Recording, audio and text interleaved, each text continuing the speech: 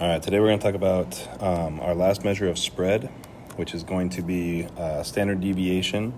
And so we'll kind of talk about what it is and how to calculate it, what it's paired with. So as we've talked before, when we're doing shape, center, spread, shape determines which measure of center we decide to calculate, and depending on which measure of center we calculate, that'll determine which measure of spread we want to associate with that as well. So there's always a pairing between center and spread, and they're always going to be the same. So for the standard deviation, just a couple of key things here. First of all, the standard deviation looks for how far observations are from the mean. So everything's based on how far the values are from the actual mean for the data set. And so because of that, anytime we choose the mean as a measure of center, we also choose the measure of standard deviation for our spread. So mean and standard deviation are always paired together. If I calculate mean, I also calculate standard deviation, and I report both of them. Like the mean, standard deviation is not resistant. So that means that outliers and skewed data will affect it, make it larger than it should necessarily be. And so those are things you want to kind of look out for, and that's why we use it with the mean, because mean is also affected by outliers as well. So we typically stick with mean and standard deviation together. We talk about median and IQR because median and IQR are both resistant to outliers and skew. Standard deviation is going to be an important aspect of normal distributions, which is actually going to be our next chapter. And so we'll talk more about that as we get into that. And then the last thing, just like with any other measure that we calculate, we always have the same units as the measure of the observations. So if I'm measuring in grams, my mean is in grams, my standard deviation is in grams, or median and IQR. All of those always have the same units as the data that they're working with. When we calculate standard deviation is the square root of what we call the variance. Now, the variance right now is not something we're going to be overly concerned with. We'll talk about it more as it pertains to random variables later in the semester. So right now, the only thing you really need to know is how to calculate variance using the formula here. Or I'm going to show you another way to kind of organize the data and calculate standard deviation in a little bit different manner. But basically what we're dealing with here is, if I want to calculate standard deviation, the first thing I need, if we notice in the formula, is I need the mean. I need X bar. So I calculate the mean for the entire set of data. And then what I'm going to do is I'm going to take each individual value from my data set, and I'm going to subtract the mean from it. So every value minus the mean, when I get that difference, I square it. And then I'm going to add up all those squared deviations and then divide by what we call the degrees of freedom, which is the sample size minus 1. And then once I have that calculation made, that's my variance, S squared. I then want to take the square root. So if we were looking at this in terms of calculating standard deviation directly, we would have the square root, and then it's each x minus the mean squared, and I continue that on for as many points as I have, and then divided by the n minus 1.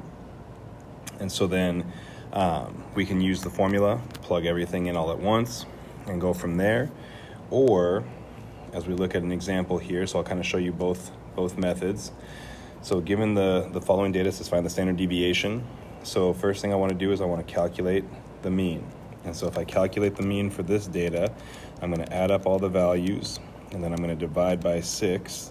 And so when I do that, we get a mean of 29. And so that's going to be the first thing I do, is I have to get that mean. So then if I'm using the formula, what's going to happen is I'm going to take the square root. I'm going to take each x value, 23 minus 29 squared, plus 35 minus 29 squared, and I'm going to continue that on until I get to the end, 26 minus 29 squared. So I do that for every single one of my values. And then I take all of that and divide by, I have 6 total values, so I do 6 minus 1 is 5. And so I could just go through and calculate that. Now in your graphing calculators, you can go ahead and type that all in at once. So you start the square root, and then in parentheses, like as you type in the rest of this, you type it in exactly as you see it, divide by 5, and then you hit your enter. So you could set all that up, plug it all in the calculator, run it through that way. The other thing you can do, though, is you can use a table. So we have the mean was 29. So the other thing you can do is I use a table, and we'll kind of show you the basic process here. So this is the x minus the mean. This is that result squared, and then we'll talk about how to calculate the actual standard deviation. So first thing I would do is I would take each x value and subtract the mean. So I take 23 minus 29 and get -6. And then I would go to the next one. I'd do 35 minus 29, and I would get 6 again. And then I keep going on. So 34 minus 29 would be 5. 27 minus 29 would be -2. 29 minus 29 is 0. And then 26 minus 29 is -3. So I just subtract all of the values from the mean, or subtract the mean from each of the values. Then I take each of those, and before I move on, if I add those all together, I should get a total value of 0. So -6 plus 6 cancels. 5 minus 2 is 3, minus another 3 is 0. And so I know I did the calculations correctly.